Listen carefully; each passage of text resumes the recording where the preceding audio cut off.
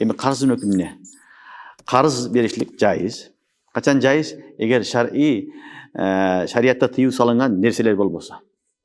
Şariat tıyıu salıngan nerseler üstüne üsttök payız, başka payda körүү maksatlar bolbosa, anda qarz berүү jaiz. Çünkü qarz berүү jaiz. Birödün kajetini bütürүү çoğ sowap iş. Peygamber sallallahu aleyhi ve sellem mübarek hadislerinde aytat, kim birödün bu dünyada bir müşkülünü jеңилдетсе, Allah Taala mağan ahiretteki müşkül, kıyınçılıkları jеңилдетет деген hadis var. Çünkü kimdi yaxşılık kılsan, Allah Taala sana ahirette yaxşılık kılat. Yaxşılığını beret, jеңилдик beret. Oşon üçün qarz bergen sowap iş, öte çoğ iş.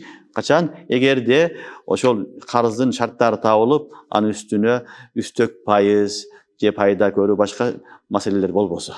Düşünüңөрбү? Egerde üstüne payda körүү bolup kalsa, to'g'ri emas masalalar chiqib qolsa, shariatda usalgan. Anda ne bo'ladi? Qarz berүү najoiz bo'lib qoladi. Keyingi suratlarda harom bo'ladi, hozir o'qiysiz.